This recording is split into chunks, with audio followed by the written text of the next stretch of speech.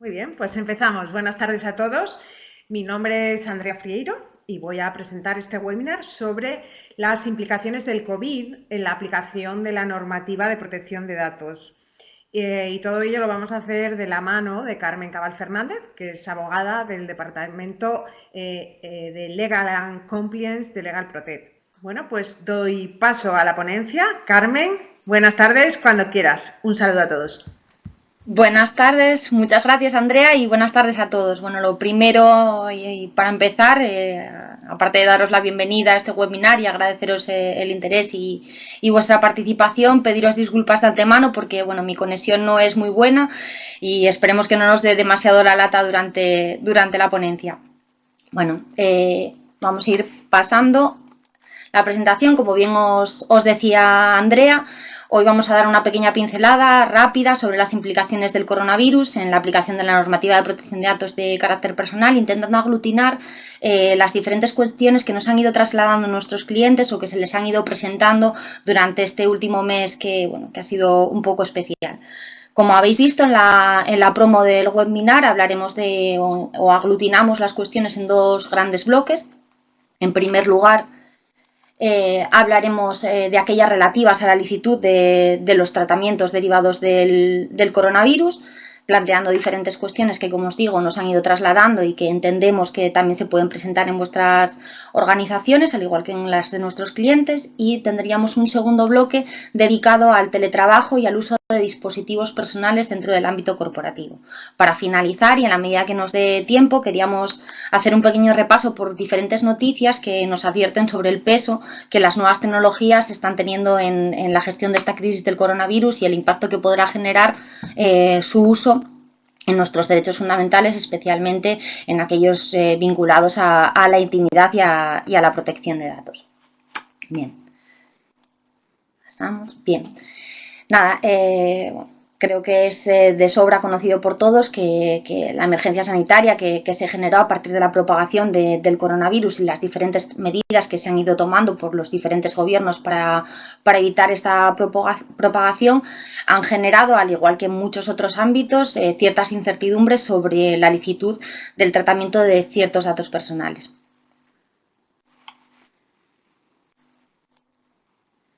Lo que ha generado a su vez un aluvión de consultas, como se ve en la diapositiva, tenemos pequeños extractos de las notas de prensa que han ido publicando diferentes autoridades de control. En este caso hacemos un extracto de la nota de prensa publicada por la autoridad de control italiana, la francesa y la alemana, ante un aluvión de consultas sobre el tratamiento de datos personales dentro de la gestión de esta crisis. En opinión de la mayor parte de los expertos o de una gran parte de los expertos en temas de privacidad, se considera que las autoridades de control no han estado a la altura ni muchísimo menos. En líneas generales, como se muestra en la diapositiva a través de estos extractos que podéis ver, las autoridades de control con mayor o menor rigor, en algunos casos han sido un poco más permisivas, pero en general todas parecen mantener una postura que sitúa la protección de datos como una traba en la ejecución de ciertas medidas destinadas a frenar la propagación del virus. Y aquí, por una... Bueno, no quiero decir una excepción, pero bueno, en cualquier caso, aquí con cierto orgullo sí que podemos decir, barriendo para casa, que en el caso de la Agencia Española de Protección de Datos, con alguna excepción que vamos a comentar más adelante, no sabemos si bien prevenida por las críticas que se dirigieron hacia otras autoridades de control o bien porque comprendió bien la envergadura de lo que nos estábamos enfrentando, publica un informe de su gabinete jurídico, concretamente el informe 17 de 2020, que está publicado en la página web de la Agencia de Protección de Datos y a disposición de todo el mundo, y señala que la normativa de protección de datos no debería de obstaculizar o limitar la efectividad de las medidas que se han adoptado por las diferentes autoridades, especialmente las autoridades en el ámbito sanitario, que como estamos viendo han tenido un mayor peso en la lucha contra la pandemia. Y esto cobra una especial relevancia, más aún si tenemos en cuenta que la normativa ya recoge ciertos mecanismos y salvaguardas que legitimarían el tratamiento de datos personales en situaciones de emergencia. sanitaria como la que estamos viviendo, como es el caso del considerando 46 que aparece en la diapositiva que se está mostrando ahora mismo, en la que se hace una expresa referencia al control de epidemias y a su propagación, con lo que no se entiende, teniendo en cuenta que la normativa europea y la normativa de aplicación en general ya incluía este mecanismo, no se entiende por qué las autoridades de control han establecido o han puesto a la protección de datos como una traba más en todo este tema. Bien, pasamos de diapositiva. Bien, ahora ya hemos dado un primer paso, ya sabemos que tenemos esa opción que ya el legislador europeo en su momento y posteriormente el nacional, al promulgar la ley orgánica, tuvo en cuenta esta situación excepcional, pudo predecir que podría darse estas necesidades y previamente a entrar en las cuestiones que planteábamos en la promo del webinar, vamos a hacer un pequeño recorrido por la normativa y en concreto por las que se conocen como bases de legitimación que están previstas en el artículo 6 del Reglamento Europeo de Protección de Datos, que son básicamente 6.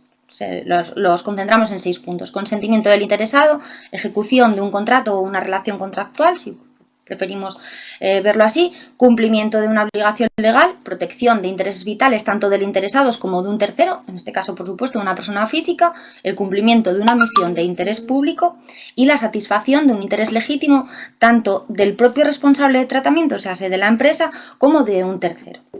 Bien, de estas distintas bases de legitimación, en este caso, teniendo en cuenta de lo que estamos hablando, os subrayo en la diapositiva aquellas que nos parecen que son de mayor aplicación, es decir, o que podemos tener en cuenta para legitimar los tratamientos derivados del coronavirus. Por una parte, el consentimiento del interesado, el cumplimiento de una obligación legal, la protección de intereses vitales del interesado o de un tercero, como decíamos antes, una persona física, y el cumplimiento de una misión de interés público.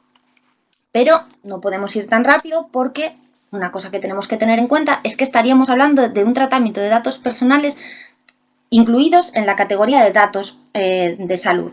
Pues hago una referencia a la definición que incorpora el reglamento sobre los datos de salud en cuanto a que se refiere tanto a salud física como mental, que bueno, en este caso tampoco tiene mucha trascendencia cuál es el concepto, pero bueno, lo que sí que debemos de saber es que los datos de salud, el Reglamento Europeo de Protección de Datos, a esta tipología de datos los encaja dentro de la categoría denominada especial o categorías especiales de datos y establece en su apartado, en el artículo 9 del apartado 1, aparte de una definición o una relación de los datos que podemos incluir en esa categoría de datos especiales, establece una prohibición general de tratamiento. Prohibición general de tratamiento que tendrá unas excepciones, que pase de diapositiva, que están previstas acto seguido en el apartado 2 de este mismo artículo. Bien. Recogemos ya directamente algunas que entendemos de aplicación, pero bueno, antes de entrar a ver cuáles creemos que podrían aplicarse a este caso, hay que resaltar que por una parte, con lo que veíamos en el artículo 6, es decir, con esas cuatro bases de legitimación que nos habíamos planteado de aplicación a este caso, es decir, el consentimiento, el cumplimiento de una obligación legal por parte del responsable de tratamiento, o sea, de la empresa, la protección de los intereses vitales o el cumplimiento de una misión de interés público, con eso tendríamos una parte de lo que nos faltaría la segunda, que vendría determinada por estas excepciones previstas en el apartado 2. Y nos vamos directamente a las que, como os decía al principio, señala la agencia en su informe 17-2020, que serían de aplicación en este caso. Y estaríamos en el cumplimiento de obligaciones y ejercicio de derechos dentro del ámbito del derecho laboral, de la seguridad y de la protección social, la protección de intereses vitales del interesado o de otra persona física. Sí que en este caso me gustaría, aunque no lo vamos a aplicar porque los tratamientos o las cuestiones a los que nos vamos a referir no sería de aplicación, pero hay que recalcar que la protección de intereses vitales entrará en juego como excepción y en su momento como base de legitimación en aquellos casos en los que el interesado no se encuentre física o jurídicamente en condiciones de capacidad suficientes para prestar el consentimiento. Fuera de esos casos no sería de aplicación. Tendríamos, por otra parte, los tratamientos que sean necesarios para el cumplimiento de un interés público esencial, los fines de medicina preventiva, laboral, la evaluación de la capacidad, el diagnóstico médico, la prestación de asistencia sociosanitaria y la gestión de servicios sanitarios y sociales, y por último un interés público limitado en este caso al ámbito de la salud pública.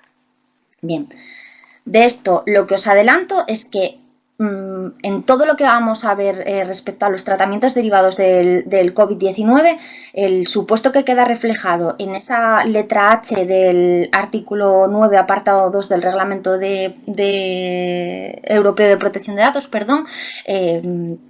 va a ser especialmente relevante. Hasta aquí, el mensaje que me gustaría trasladar es que la norma, efectivamente, como señala la Agencia Española de Protección de Datos, no es un obstáculo para gestionar los tratamientos derivados de la epidemia. Bien, pasamos ya, vamos a ir entrando en las cuestiones que planteábamos como en la promo del webinar, y en primer lugar nos planteamos si es acertado que se utilice el consentimiento como base de legitimación para el tratamiento de datos que se deriva de la tramitación por la empresa de las solicitudes de desempleo. Y bueno, esta, a pesar de ser la primera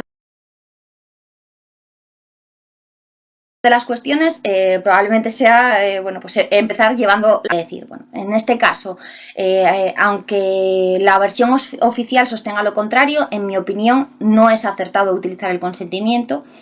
Porque, en primer lugar, porque considero que supone una traba que va a ralentizar todo el proceso de tramitación de las solicitudes de desempleo en caso de expedientes de regulación temporal de empleo. En segundo lugar, porque no considero que sea necesario, e independiente de los motivos que aparecen expuestos en la diapositiva, me parece principal que yo creo que esto se debería de haber configurado como, teniendo en cuenta que de hecho se ha configurado como una obligación para la empresa, es preceptivo que se tramite por parte de la empresa, creo que debería de haberse canalizado el tratamiento al amparo del cumplimiento de una obligación legal y no supeditarse al consentimiento del trabajador.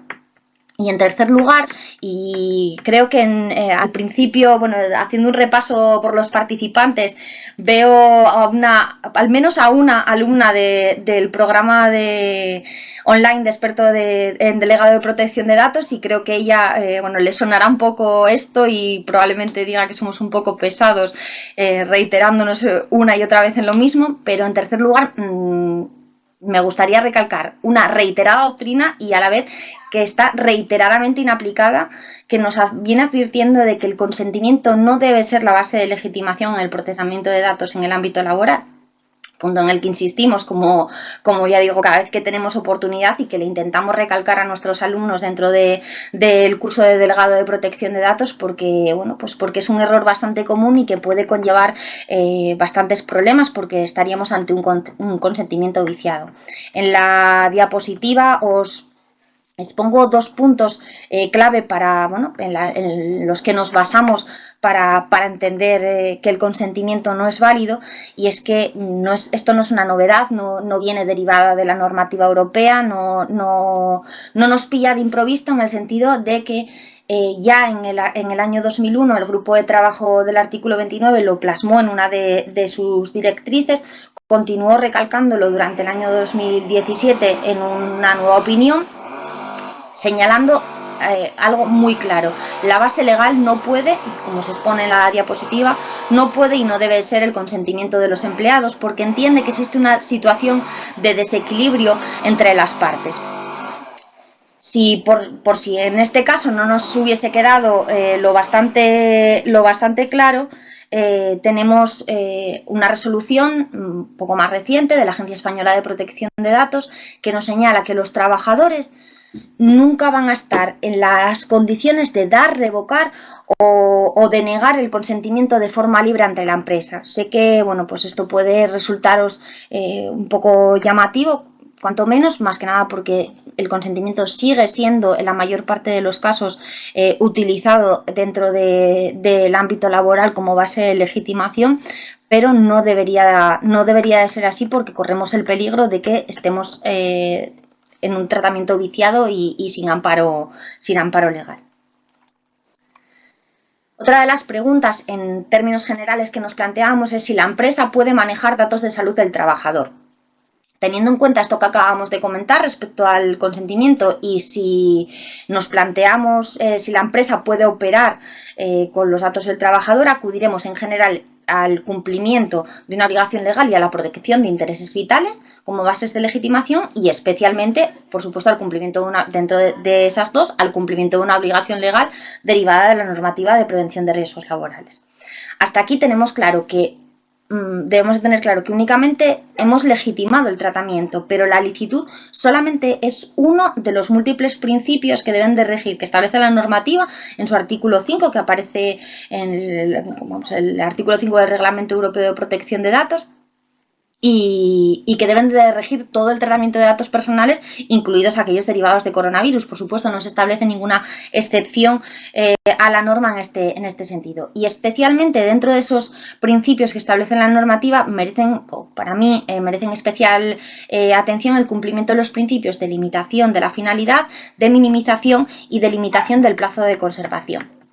¿Con esto qué queremos decir? Pues que los datos deben de estar recogidos en un contexto claro y que debiendo ser los imprescindibles. Por ejemplo, no podemos hacer un cuestionario. Una de las preguntas que nos vamos a plantear a continuación es bueno, pues la evaluación sobre patologías previas de cara a los riesgos laborales. En ese caso, el cuestionario, si entiendo yo que si, por ejemplo, incluyese preguntas relativas a la salud mental, estaríamos excediéndonos de la finalidad que motivó la recogida de los datos, y por supuesto estaríamos incumpliendo con el principio de minimización de los datos. Estos datos que recojamos deberán aplicarse exclusivamente a la finalidad, pues, de frenar la expansión del virus, de preservar la salud de los trabajadores y de cumplir con nuestras obligaciones como empresa en materia de prevención de riesgos laborales, y suprimirse una vez que han dejado de servir a la finalidad para la que lo recogimos, y una vez, por supuesto, que han transcurrido los plazos legales de prescripción de posibles acciones legales de responsabilidad. Pasamos aquí. Bien.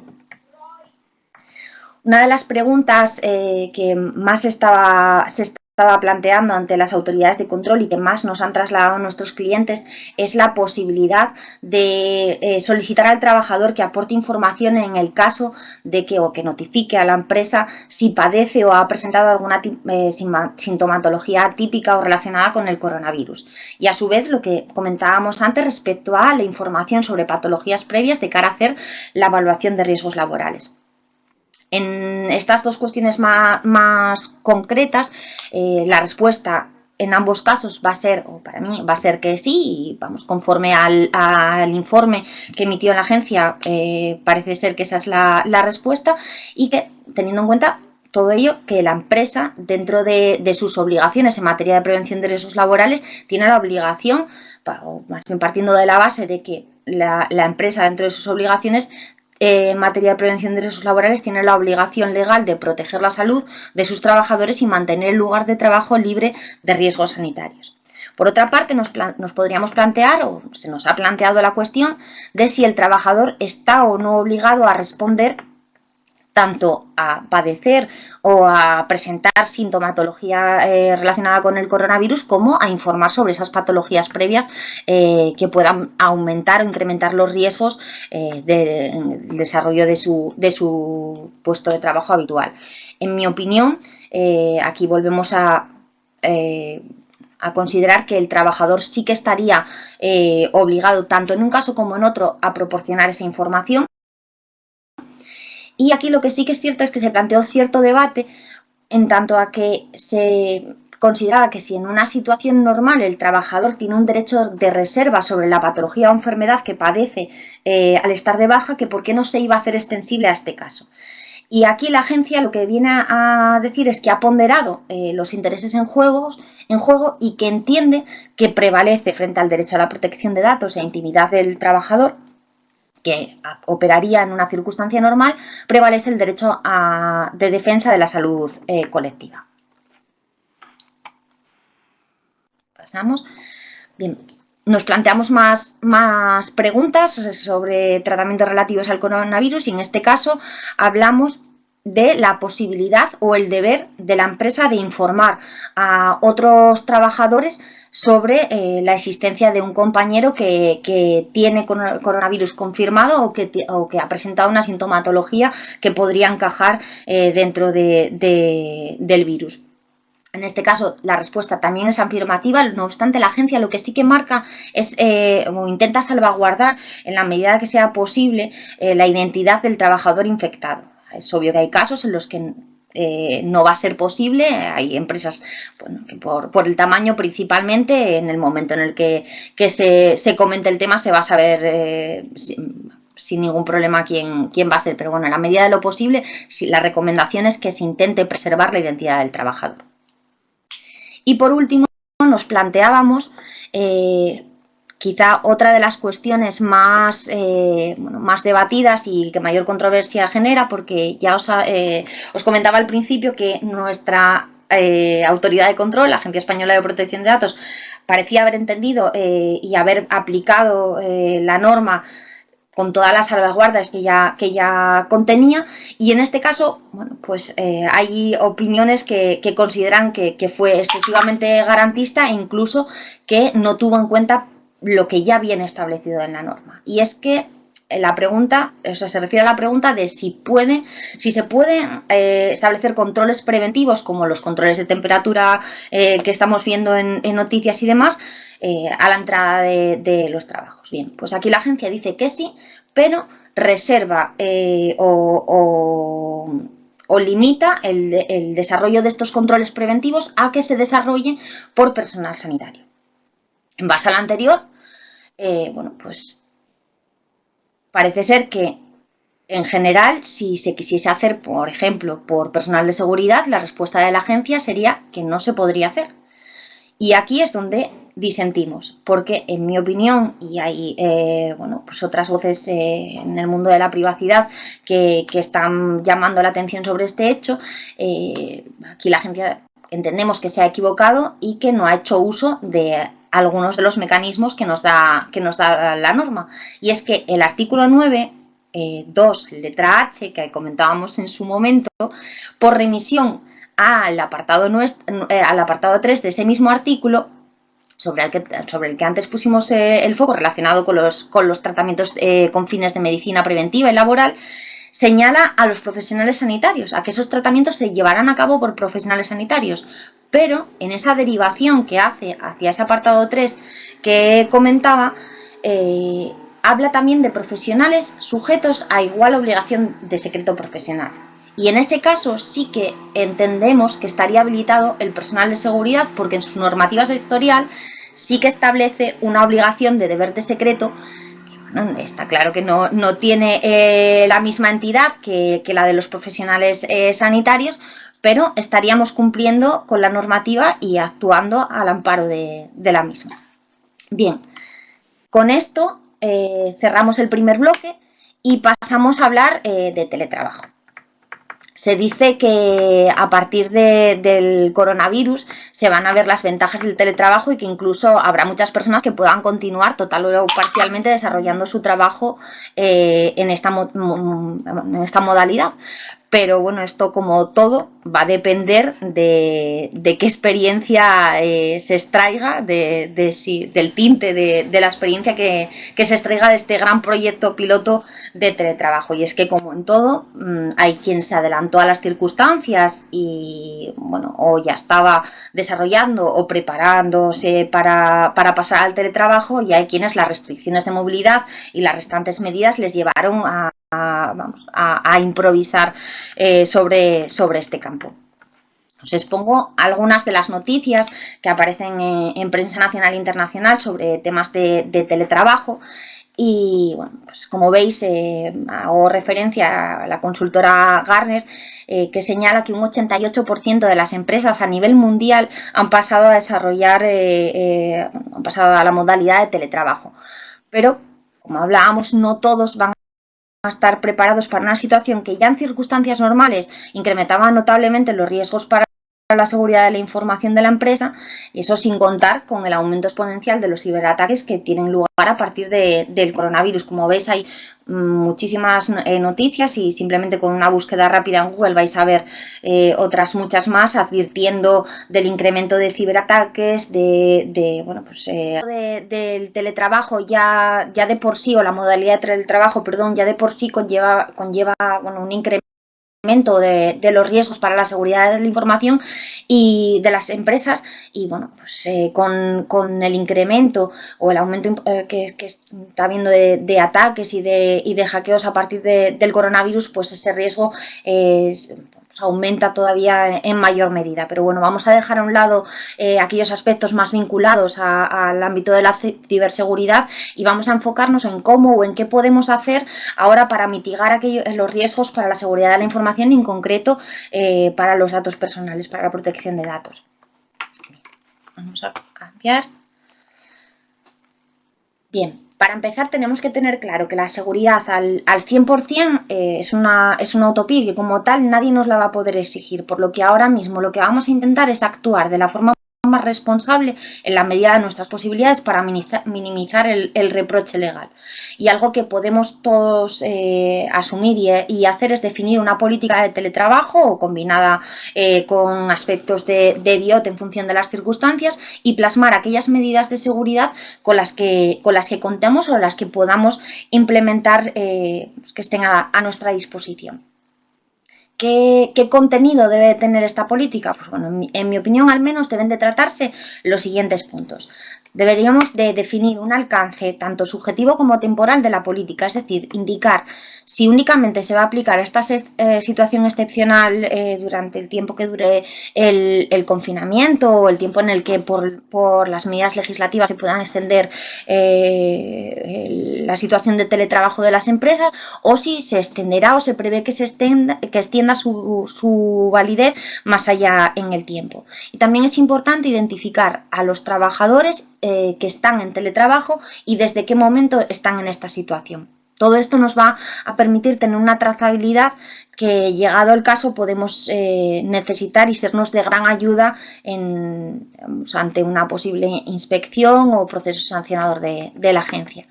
Debemos también reforzar, un punto importante, reforzar los compromisos de confidencialidad y deber de secreto con el personal, con nuestros trabajadores, y a su vez proporcionarle unas pautas claras sobre cómo actuar y qué necesitamos de ellos para mitigar esos riesgos añadidos para la seguridad. Por otra parte, podemos planificar o incorporar, y debemos incorporarlas dentro de esta política de teletrabajo, ciertas medidas organizativas y aplicables a soportes no automatizados o a la documentación en papel, por resumir. En su mayoría, las medidas de esta tipología estarían al alcance de todos, si no todas, casi todas, con lo que tendríamos pocas excusas en caso de que tengamos algún tipo de fallo de seguridad para no haberlas puesto en marcha e incluirlas en nuestra política. En la diapositiva ponemos aquellas que son más básicas y que consideramos que son asumibles por la gran mayoría de las entidades. Por ejemplo, pues identificar la información que está fuera de las instalaciones de la empresa para tener esa trazabilidad de la que hablábamos al principio. Seguir una política de escritorios limpios.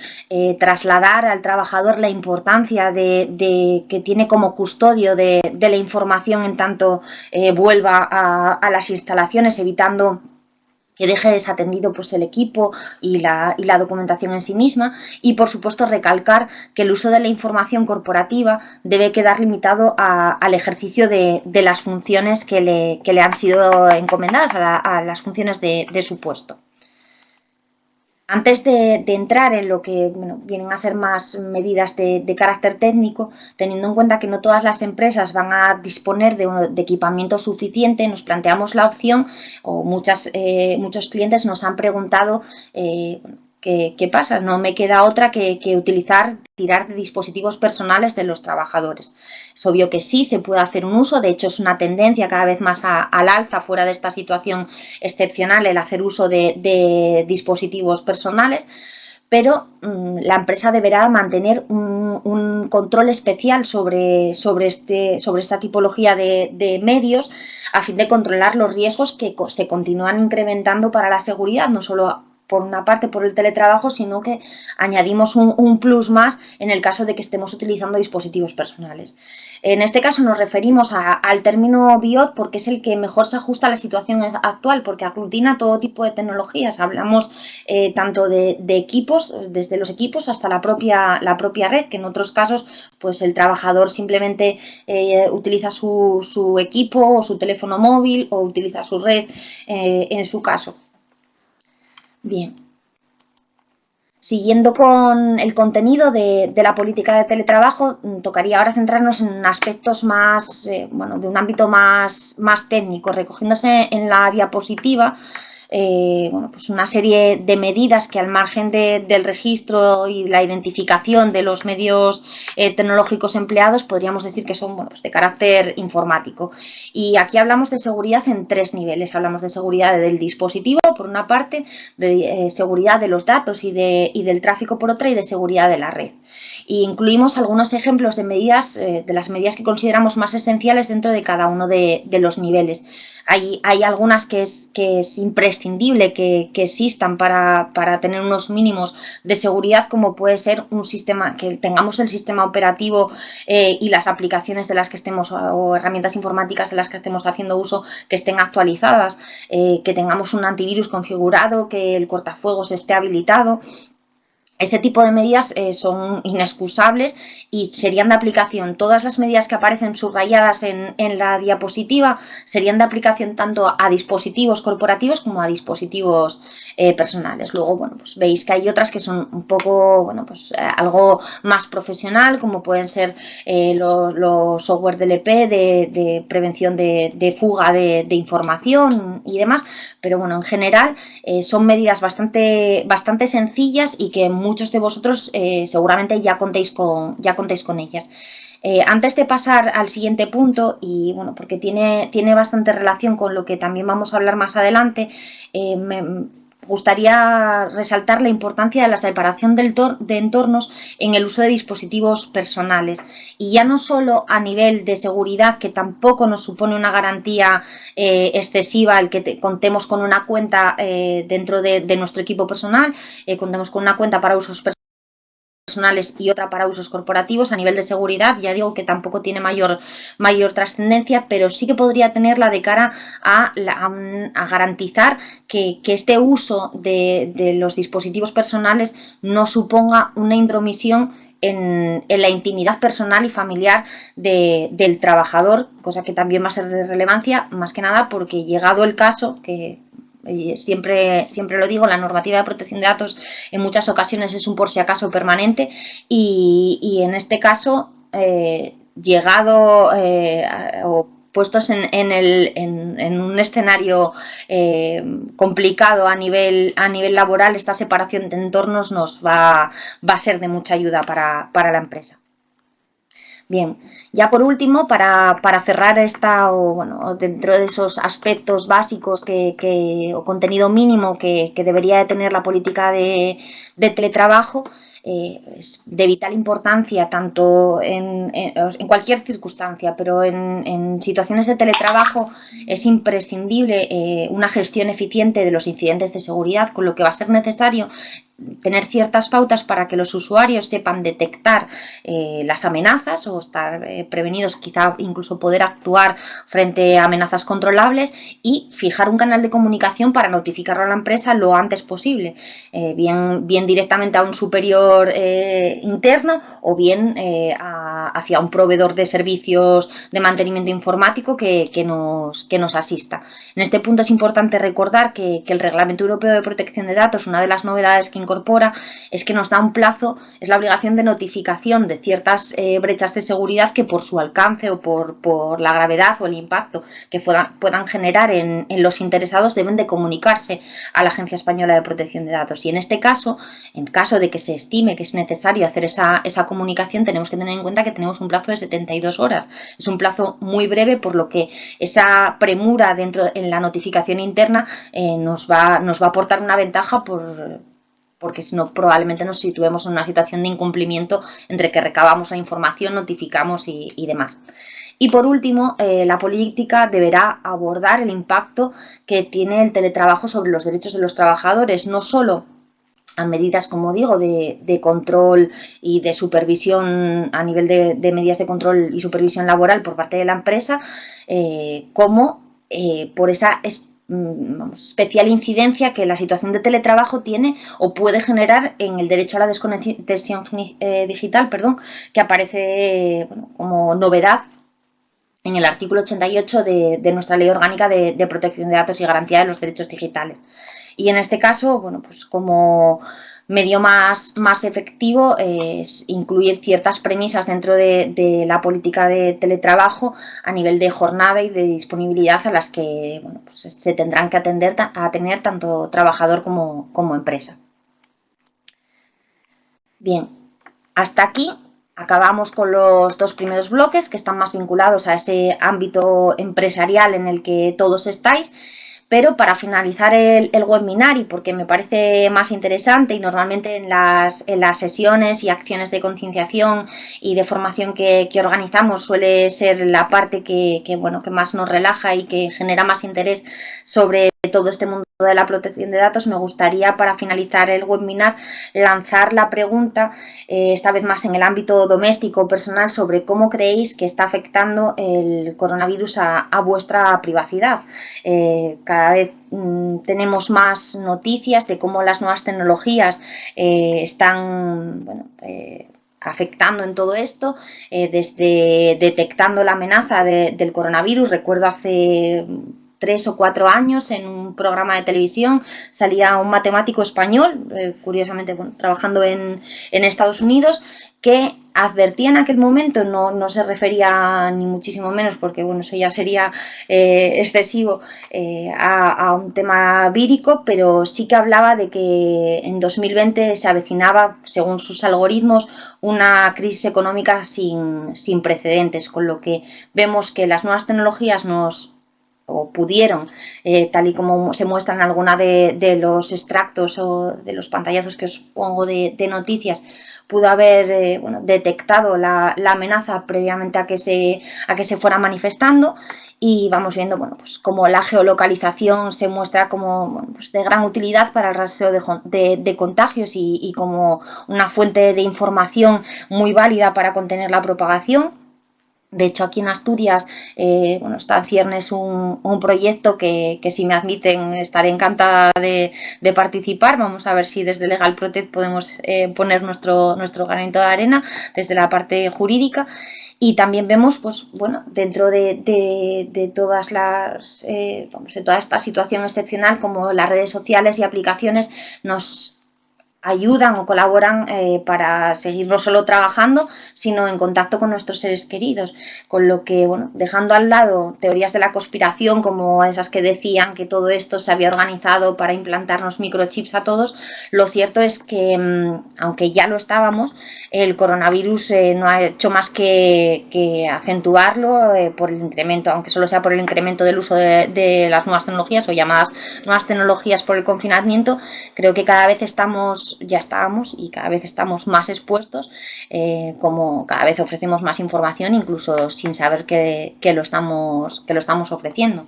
De hecho, una de las noticias que aparece y que a mí más me llamó la atención y bueno, indagando un poquito más, viendo con lo que era el proyecto Libra que se planteaba Facebook, en cómo el fin del dinero como tal y el auge de los medios de pago electrónicos podían ir acabando con nuestra privacidad y, como dice la noticia, con nuestra capacidad de poder vivir sin dejar rastro. Entonces, bueno, para finalizar simplemente y relajarnos, quería, bueno, relajarnos o no, no sé hasta en qué punto nos sitúa esto, quería simplemente lanzar esta última cuestión antes de daros las gracias por escucharme durante estos últimos 50 minutos y nada, decir que estoy a vuestra disposición para que se abra el chat y si tenéis cualquier consulta, atenderos. Muchas gracias.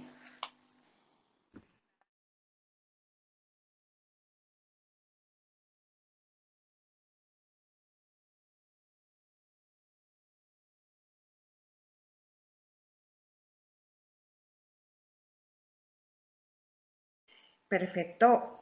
Alberto Carmen dice, ¿los servicios de PRL o el personal de recepción están habilitados para realizar medidas de temperatura? Bien, bueno, pues ahí era un poco la cuestión que comentábamos y que tratamos durante la presentación. En principio, bueno, si tenéis oportunidad de ver el informe y un apartado de preguntas frecuentes que plantea la agencia, es un poco ambigua.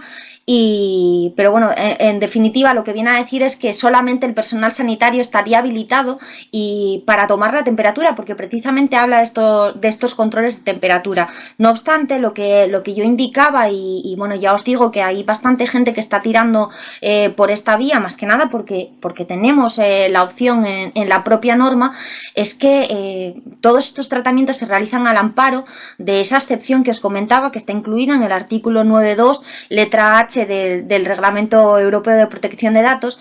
Y si bien para esos tratamientos vinculados a la medicina preventiva o laboral se habla de profesionales sanitarios, se termina haciendo una remisión en ese apartado al apartado 3 de ese mismo artículo, en el que señala la posibilidad de que esos tratamientos se desarrollen por profesionales sometidos a igual obligación de secreto, de deber de secreto, con lo que para mí, si nos vamos en este caso, bueno, hablando del personal de recepción, no me encajaría del todo, pero lo que sí que se estaba planteando es el tema del personal de seguridad, que además últimamente, bueno, pues está en auge y estamos viendo que incluso en supermercados se están poniendo guardias de seguridad en las entradas.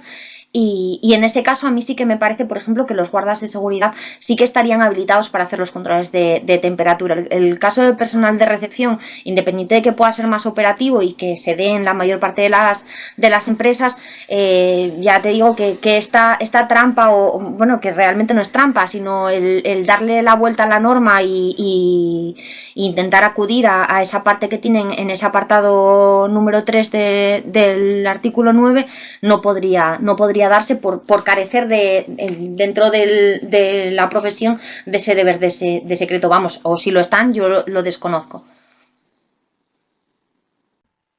Sí, continuamos. Vale. Veo que dice Sonia que si la conclusión que saco es que la LOPD queda aparcada hasta que todo esto pase. Vale, a ver, no es que quede aparcada, de hecho, una de las cosas que queríamos, bueno, que... ¿Me oyes, Andrea? Perdón. Sí, es que voy leyendo las preguntas, era justo la de Sonia, no sé si es que no me has oído. Bien. Perfecto, bueno, nada, continúa, disculpa. Bien. Le decía, bueno, decía que no querría que fuera ese el mensaje con el que os quedéis. Tenemos por una parte la postura que se mantiene como os mostré, por las autoridades de control de diferentes Estados miembros, como es Italia, Francia o Alemania, que parecen ser muy restrictivos y bueno, parecen taparse los ojos frente a una situación o un tratamiento, una legitimación del tratamiento que ya preveía el Reglamento Europeo de Protección de Datos. Y luego estaría una postura más laxa, que es la de la Agencia Española de Protección de Datos, pero que ni mucho menos supone que la LOPD, o sea, que la normativa queda aparcada. Todo lo que se está permitiendo hacer o todo lo que nos referimos hasta el momento está basado en normativa ya aplicada. No se está exceptuando la norma o la regla general, ni mucho menos. De hecho, se insiste por la agencia dentro de este informe al que hacíamos referencia en la necesidad de seguir teniendo en cuenta la aplicación de otros principios, como lo que comentábamos respecto al principio de limitación de la finalidad, de la minimización de los datos y demás.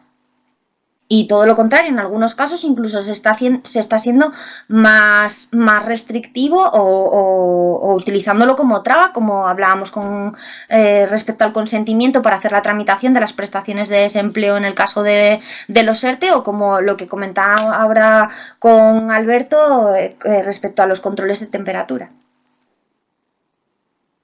Perfecto, vamos ahora con Javier. Dice, pedir datos de salud mental es excesivo y hay que minimizar. ¿Recuerdas Germanwings y su piloto estrellando el avión? Muy bien. Vale, bien, Javier. A ver, en cualquier contexto probablemente y en ciertos ámbitos laborales, ese ámbito de salud mental está claro que no se consideraría excesivo, pero aquí nos estamos refiriendo única y exclusivamente a esas evaluaciones, a esos cuestionarios de patologías previas que se están haciendo para valorar los riesgos que respecto al coronavirus puede tener un trabajador en su empresa. Es decir, ahora mismo lo que se está preguntando es por patologías previas que supongan un incremento en el riesgo de contagio o una mayor fatalidad o un mayor índice de mortalidad del virus, como pues gente, en algunos de los cuestionarios que vi, se consideran patologías de riesgo pues desde ser mayor de 60 años hasta tener diabetes, hasta tener cualquier tipo de enfermedad cardiorrespiratoria, con lo que en ese ámbito de la evaluación de riesgos a efectos del coronavirus, el pedir, o en mi opinión, claro, igual sale alguien que nos dice, bueno, pues este aspecto sería relevante, pero bueno, en mi opinión, en ese ámbito, el solicitar datos de salud mental sí que consideraría que sería excesivo y que no cumpliría con el principio de minimización de los datos. Fuera de ese ámbito, bueno, pues lo que comentábamos dependerá de la profesión, igual que se piden certificados de antecedentes penales para el ejercicio de ciertas profesiones, pues está claro que aspectos relacionados con la salud mental serán importantes, pues como en el caso que mencionas o en el caso de fuerzas y cuerpos de seguridad del Estado y otros muchos, me imagino. Vamos con la siguiente. Carmen dice, buenas tardes, me ha surgido la duda sobre si el trabajador está obligado a responder sobre si presenta sintomatología y en base, ¿qué base legal?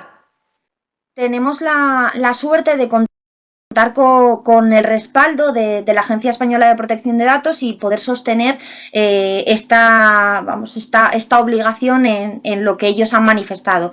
Y la agencia lo que viene a decir es que, además, se refiere específicamente a los supuestos en los que el trabajador esté de cuarentena o incluso esté con una baja previamente a que se decretara el estado de alarma y demás.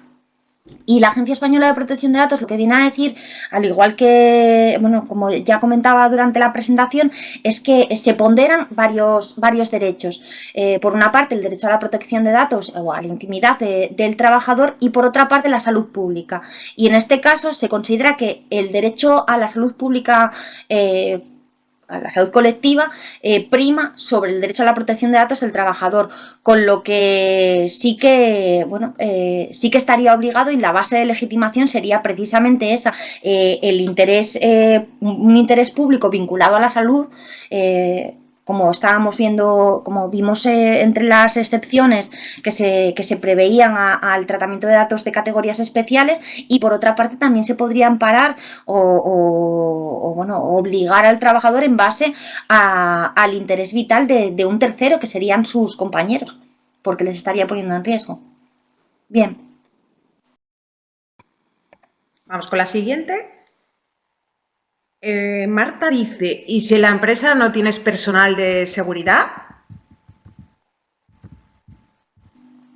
lo que le decía Alberto, sí que es cierto que en la mayor parte de los casos tendremos personal de recepción y no de seguridad, pero realmente con amparo legal ni siquiera el personal de seguridad. O sea, ahora mismo la opinión de la Agencia Española de Protección de Datos es que solamente el personal sanitario podría llevar a cabo este tipo de controles preventivos, la toma de temperaturas. El tema del personal de seguridad es algo que, bueno, que nos sacamos de la manga un poco porque podría ser un supuesto típico y que se nos ha planteado por algún cliente y que a su vez podría tener respaldo legal. Nosotros en ese caso le dimos el apoyo que consideramos que podíamos darle al cliente en base a esos artículos que os comentaba antes.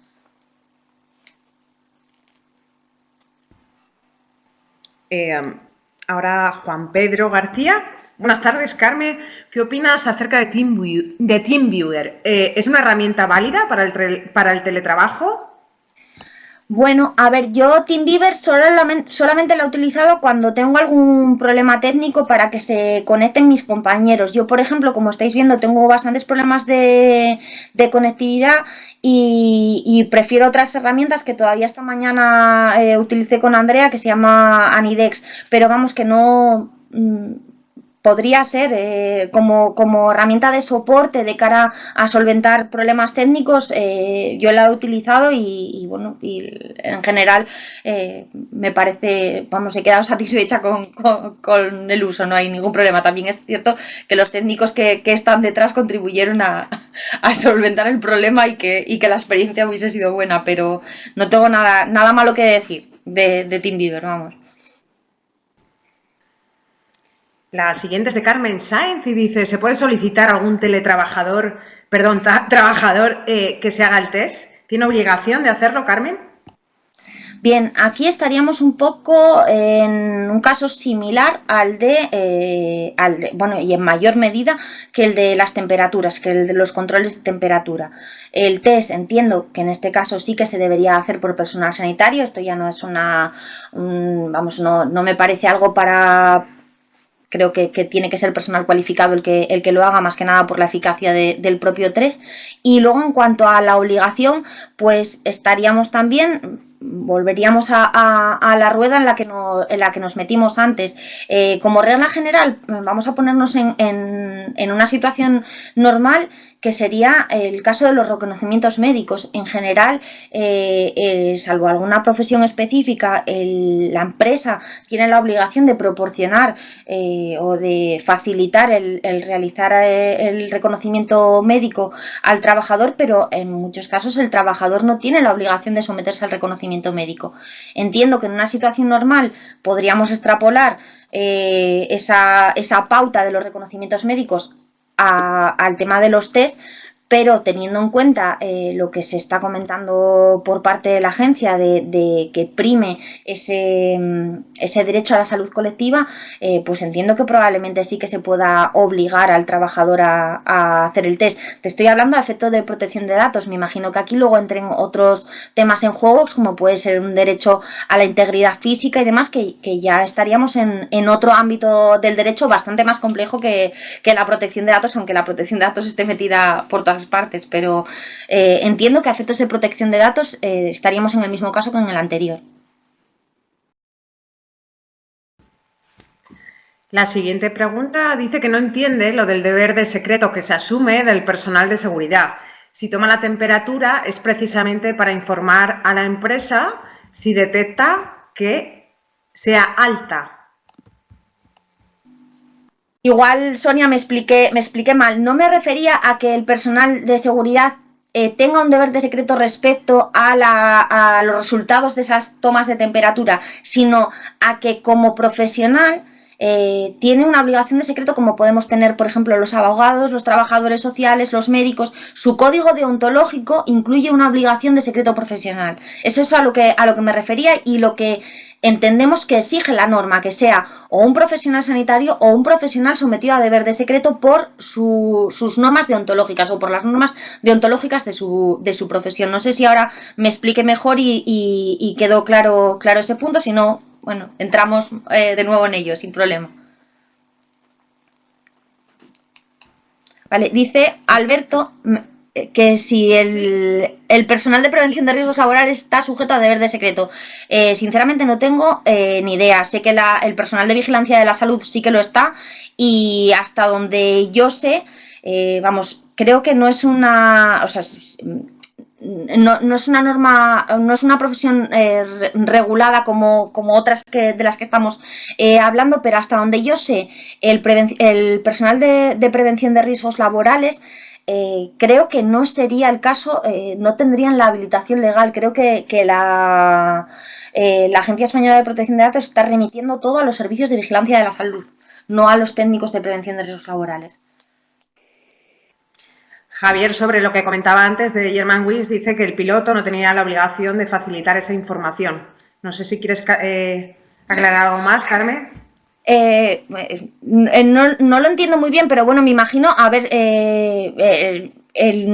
lo que creo recordar de aquel caso, creo que a partir vamos, de ese hecho, sí que se incluyó la obligación no solo de que se hicieran ciertas evaluaciones psicológicas, sino de que los profesionales sanitarios tuvieran que informar de este tipo de circunstancias, que además, si no me equivoco también, pero estoy haciendo así memoria, en aquel caso todo el problema fue porque el piloto fue a un profesional privado y según la legislación alemana de aquel momento, los profesionales privados no tenían que trasladar este tipo de informaciones, mientras que los profesionales de la rama pública, si hubiesen conocido de una circunstancia como lo que al parecer mostraba en las sesiones este hombre, sí que hubiesen tenido que dar traslado de forma obligatoria a la empresa.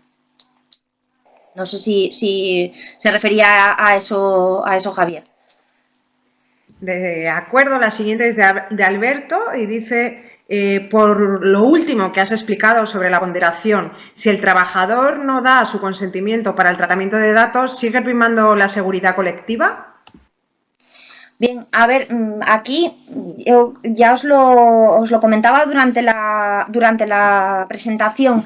Para mí el consentimiento del trabajador a efectos de protección de datos, ya no me voy a meter en otros ámbitos jurídicos, no tiene mucha validez o ninguna, y así lo ha estado recalcando tanto el grupo de trabajo del artículo 29, el actual comité de protección de datos, como la Agencia Española de Protección de Datos en uno de los procesos sancionadores, que era el que os comentaba. Aun no dando el trabajador su consentimiento para el tratamiento de esos datos, que ya os digo que en este caso no sería la base de legitimación. Para mí sigue primando la seguridad colectiva y esa es la opinión que parece manifestar la agencia. En este caso, la ponderación no estaría entre... O sea, sí, la ponderación sí estaría entre la protección de datos del trabajador y la seguridad colectiva, pero la base de legitimación no la tendríamos en el consentimiento del trabajador, sino que acudiríamos a otra base de legitimación. A efectos de recogida de los datos por la empresa, acudiríamos al cumplimiento de una obligación legal y de los intereses vitales de otros trabajadores, y a efectos de poder obligar al trabajador, en su caso, llegado el punto, ponte por una resolución judicial, entiendo que sería acudiendo al cumplimiento de una misión de interés público vinculado a la salud pública o a la protección de intereses vitales de terceros.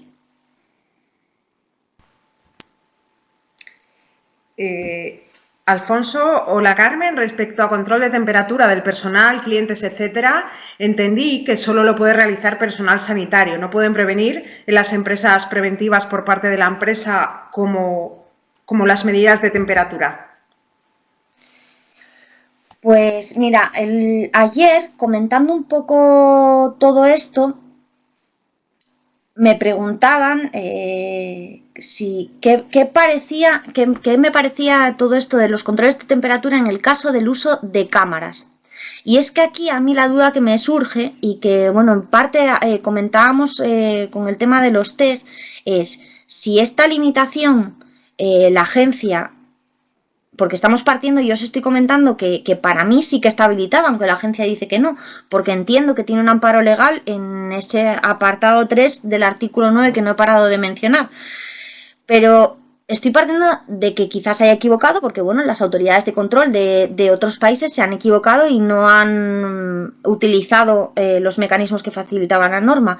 Pero ayer, con la pregunta que me planteaban sobre el tema de las cámaras vamos, que captan la temperatura, me surgía la duda de que quizás podría ser el caso de que la agencia no se estuviera equivocando, sino que simplemente limitase el desarrollo de ese tipo de controles preventivos a que se desarrollase por personal sanitario, precisamente por un tema sanitario, porque se haga bien. Entonces, quizás el tema de las cámaras, como es algo automatizado, sí que podría bueno, pues, ser supervisado por otro tipo de personal. No lo sé, ahí queda esa duda bueno, no nos lo habíamos planteado hasta ayer, que le dimos una vuelta precisamente al uso de esas cámaras, que por el momento que pregunta Juan Pedro, hasta donde yo sé no tenemos ninguna mención ni la agencia dentro de ese apartado de preguntas frecuentes que os comentaba se ha pronunciado, con lo que por el momento intimidad, sino que se entiende que puede vulnerar el derecho a la protección de datos, que estamos en dos ámbitos diferentes, intimidad y privacidad, ¿vale? Pido disculpas, Alfonso, porque es que, perdona, es que he saltado de una pregunta a otra, al leerla así me ha sonado raro. La voy a volver a leer, aunque ya le has dado respuesta, para que quede claro. Decía, respecto a control de temperatura del personal, clientes, etcétera, entendí que solo lo puede realizar personal sanitario, no pueden prevenir las empresas con termómetros y otras medidas que surjan, y qué medidas recomienda además de las archiconocidas de prevención. Esa línea, disculpad, porque leí la siguiente pregunta de Alberto. Pido disculpas. Pero yo creo que ya lo has aclarado, entonces vamos con la siguiente, que sí es de Alberto, y dice, al estar el trabajador obligado a prestar su información, puede plantearse un autochequeo de síntomas como sustitución de otras medidas preventivas por parte de la empresa, como las medidas de temperatura. Ahora sí.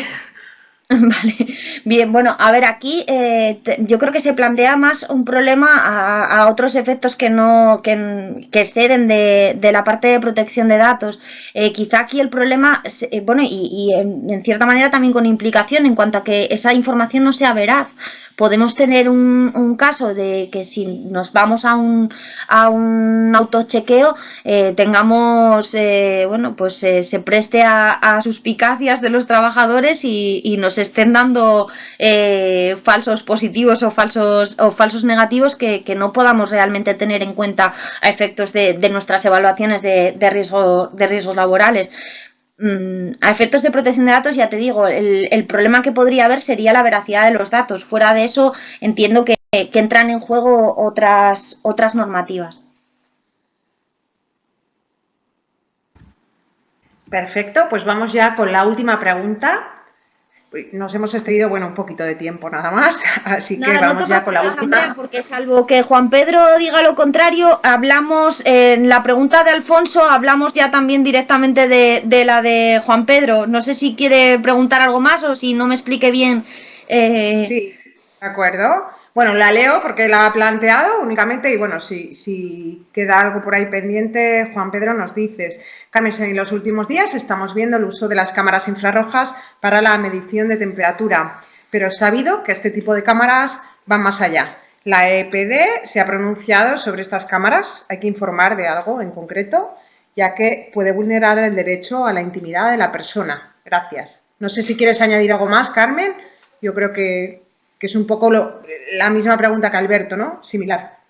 Sí, vamos, de hecho, a la vez que contestábamos a una de las preguntas, ya vi directamente la pregunta que planteaba Juan Pedro sobre si la Agencia Española de Protección de Datos había pronunciado sobre este tipo de cámaras y, vamos, yo desde luego, por el momento no tengo conocimiento de que haya dicho nada en concreto sobre el uso de estas cámaras relacionado con toda esta crisis del coronavirus, ¿vale? Me imagino que como todo irán saliendo nuevas cuestiones, igual que atendieron en su momento a las cuestiones más generales, irán entrando en detalle en otras nuevas, porque esto parece que se está prorrogando y bueno, pues tendrán que darnos alguna respuesta y no dejarnos en la incertidumbre que estamos en muchos casos. Muy bien, aclara Juan Pedro que sí, que le ha quedado todo muy claro. Imagino el día a día se regulariza. Muchas gracias, te doy las gracias, Carmen. Pues nada, perdón un momentito, por favor, que quería publicar en el chat para que quede claro por si alguien no lo escucha bien. Muchísimas gracias, Carmen, por la exposición. Muchísimas gracias a todos los asistentes por estar esta tarde aquí con nosotros. Esperamos que el webinar haya sido de utilidad. Muchísimas gracias a todos.